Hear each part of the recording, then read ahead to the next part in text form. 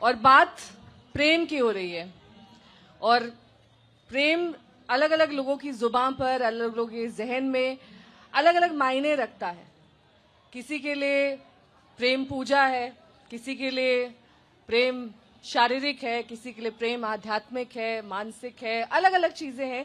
लेकिन ये तीन लेखिकाएं हमें बेहतर आज समझा पाएंगी और बता पाएंगी कि प्रेम दरअसल इनके लेखन में इतना क्यों है। शुरुआत में मनीषा जी के साथ करूंगी। आपके लेखन में प्रेम कब, कैसे और क्यों आया? मैं अगर प्रेम की बात करूं तो मेरी पहली ही कहानी एक प्रेम कहानी थी, प्रेत कामना। तो मुझे लगता है कि कोई भी साहित्य, अगर हम रोमांटिसिज्म की बात करें कि जहां से यूरोप से 18वीं सदी में रोमानियत या रोमांटिसिज्म जहां से आता है, तो वर्ड्सवर्थ जहां से शुरू होते हैं, तो मुझे लगता है कि अगर पूरा समूचा विश्व का साहित्य देखा जाए तो उसके कहीं ना कहीं केंद्र में प्रेम होता ही है। और सारे युद्धों को देखा जाए तो वहां कहीं ना कहीं प्रेम होता ही है। और मैं अगर ये बात कहूं कि प्रेम केवल रोमान है तो ये गलत होगा। प्रेम वह है जो हम हर सुंदर चीज से करते हैं। प्रेम हम अपनी धरती से करते हैं, अपने देश से करते हैं, प्रेम हम प्रकृति से करते हैं, बच्चों से करते हैं, और प्रेम करने से हम प्रेम करते हैं। इसीलिए जितने भी प्रेम कथाएं हैं, वो कल बात हो रही थी अपराध बिकता है, मुझे लगता है प्रेम उससे कहीं ज्यादा बिकता है। तो जब तक ये प्रेम बिकता रहेगा, साहित्य में प्रेम आता रहेगा। और मेरी पहली कहानी जो थी प्रेत कामना, वो एक प्रोफेसर और एक उसकी छात्रा की प्रेम कहानी थी।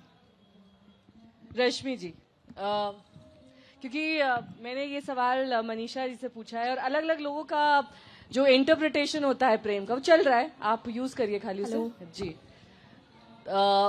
अलग अलग लोगों का अलग अलग इंटरप्रिटेशन होता है प्रेम का। आपका क्या है?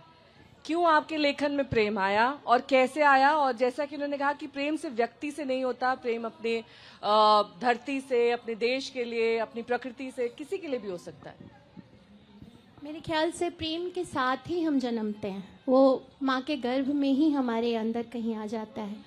और रोमान, ये बहुत अच्छा विषय आपने चुना है। तो वो रोमानियत जो होती है वो कहीं हम सब के अंदर है, और वो रोमानियत प्रेम से भी कहीं बड़ी चीज़ है। क्योंकि प्रेम जो आदमी का प्रेम होता है, मनुष्यों का प्रेम, वो टूट भी जाता है, उससे दुख भी आते हैं, जो हमारी एक्सपेक्टेशन होते हैं वो पूरी नहीं होती हैं। पर अगर हम रोमानियत हमारे अंदर जिंदा है तो वो हम खोज लेते हैं दुनिया में, दुनिया की हर शय में, हर चीज़ में हम एक रोमान खोज लेते हैं। और लेखन भी हमारे लिए एक रोमानियत है जो लगातार हमें हमसे प्रेम करना सिखाता है। दुनिया की हर चीज़, अभी आप देख रहे हैं हम सबसे वो समय में रह रहे हैं, बहुत विकट समय है हमारा। रिश्ते, प्रतिबद्धताएं सब टूट रही हैं। अभी प्रतिबद्धता बड़ा ट्रेंडिंग शब्द सोशल मीडिया पे है। तो सब कुछ टूट रहा है, छिन्न भिन्न हो रहा है, इतनी हिंसा है, इतनी घृणा है।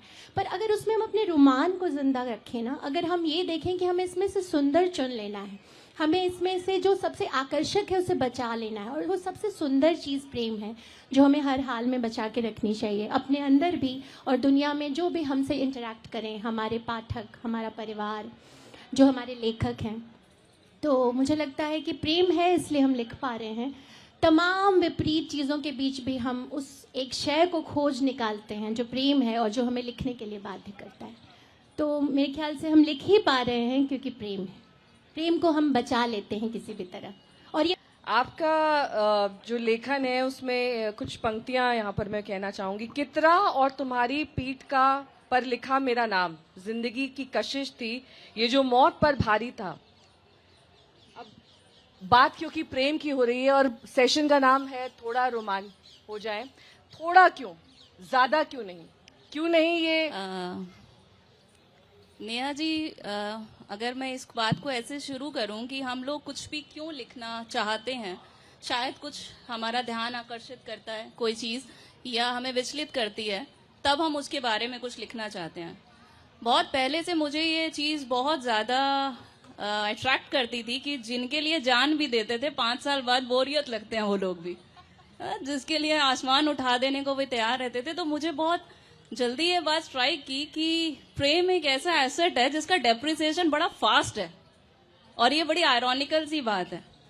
तो ये जो थोड़ी सी रोमानियत है ना, यही बचा लिया जाए। होलसेल पूरा बचाने के चक्कर में तो मुझे लगता है पूरे थैले में छेद होते चले जाते हैं, बचता कुछ नहीं आपको है। नहीं लगता कि उम्र के हर पड़ाव में अलग किस्म का प्रेम होता है? अलग किस्म का स्कूल का प्रेम, कॉलेज का प्रेम, उसके बाद जब आप नौकरी में आते हैं, या फिर अगर आपकी Exactly. शादी वाला प्रेम। बिल्कुल, मेरा भी यही कहने का मतलब है। बट वही बात है, आप किसी भी उम्र का प्रेम उठा लीजिए, उसकी एक सेट एज है, उसके बाद उसका एक सेट टाइम पीरियड है, उसके बाद आप उसको स्ट्रेच करते हैं तो वो छितरने लगता है, जिसको हम कहते हैं। तभी मैंने कहा कि वो एक ऐसा एसेट है जिसका डेप्रिसिएशन बड़ा फास्ट है।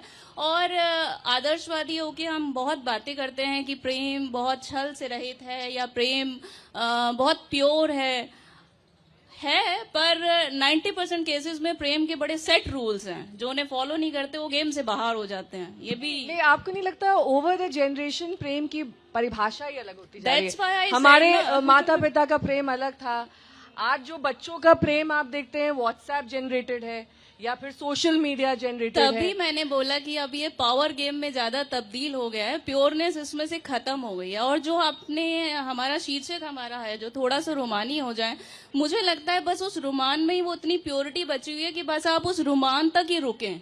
जब आप उसको बहुत ज्यादा फैलाने की कोशिश करते हैं तो उसमें बहुत सारी चीजें फिर इंक्लूड होती हैं और इफ बर्ड्स लगने शुरू होते हैं। तो थोड़ा सा रोमानियत में थोड़े तक ही सीमित अच्छा है।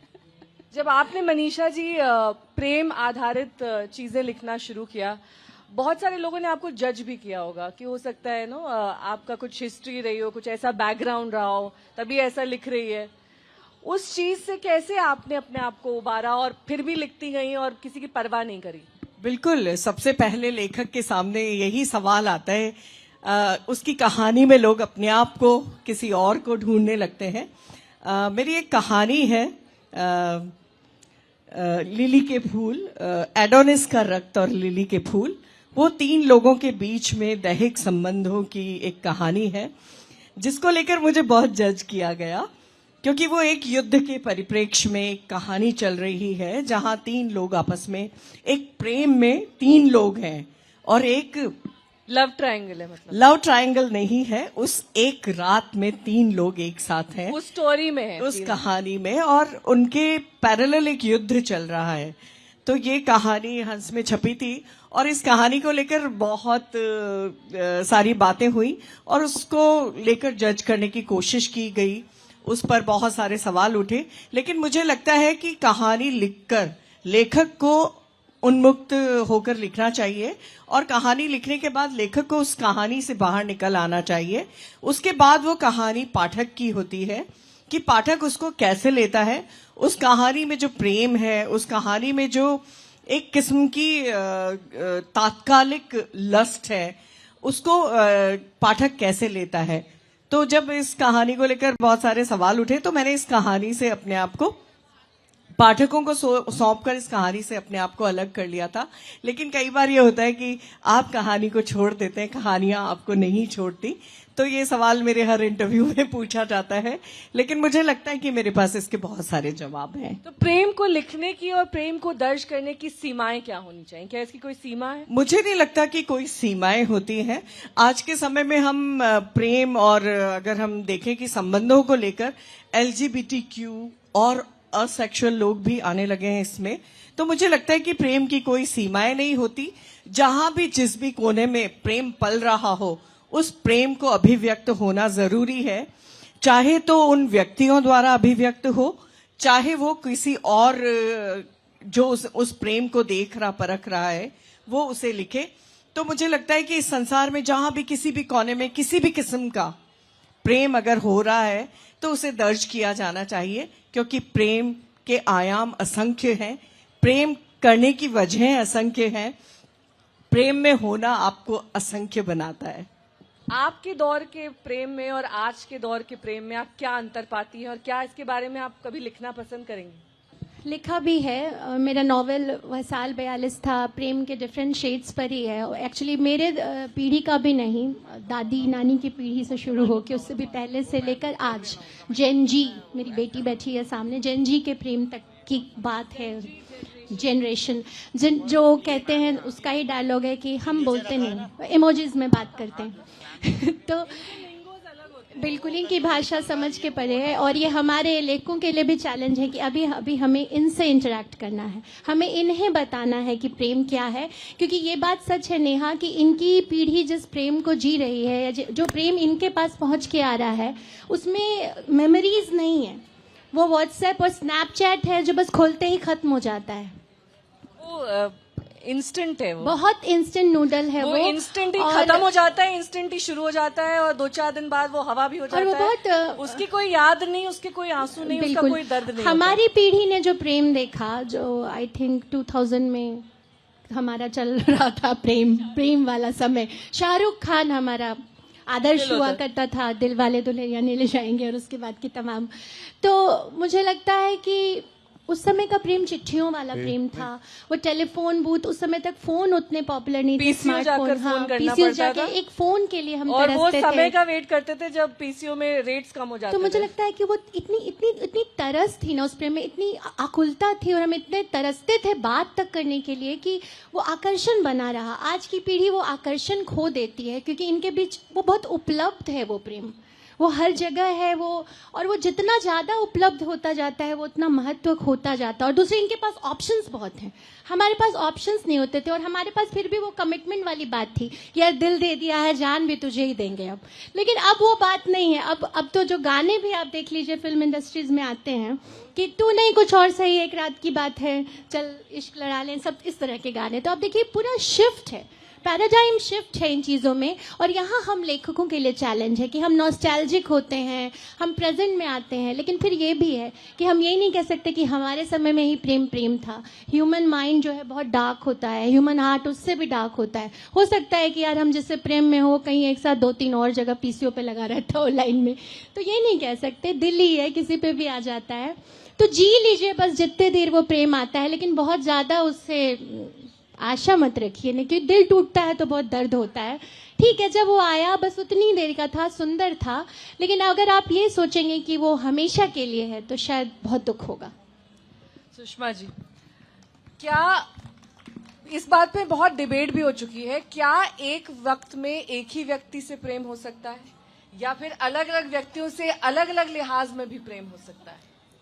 आपने जवाब खुद ही दे दिया कि अलग अलग लिहाज से प्रेम को आप किस कंसेप्ट में देखते हैं। इस पे सबसे बड़ा सवाल यही आता है कि प्रेम में अगर आप किसी के साथ, मतलब मैं एक छोटा सा एग्जांपल देती हूँ, चाहे मैं बैठे हैं सामने, चाहे कितने भी इनके प्रेम में हूँ, पर उसके बावजूद एक रेलवे स्टेशन पे एक बंदे को देखती हूँ जो अपनी फुल टाइम प्रेग्नेंट वाइफ के घुटनों पे बैठ के शू के लेस बांध रहा है। 2 मिनट का प्रेम उस पर भी आ गया तो आ गया, क्या कर सकते हैं कि व्हाट अ मैन। तो प्रेम को हम संकुचित खुद करते हैं कि हम ये कहें कि बस पति परमेश्वर टाइप वाली बातें हैं, ये वो एक कमिटमेंट है, और हम एक कंसेप्ट में पूरी तरह से वहाँ ऑनेस्ट हैं। पर अगर हम प्रेम को देखें तो प्रेम एक स्त्री से, मुझे एक स्त्री से, एक बच्चे से, एक पुरुष से, प्रकृति से, कहीं से किसी भी तरह से हो सकता है।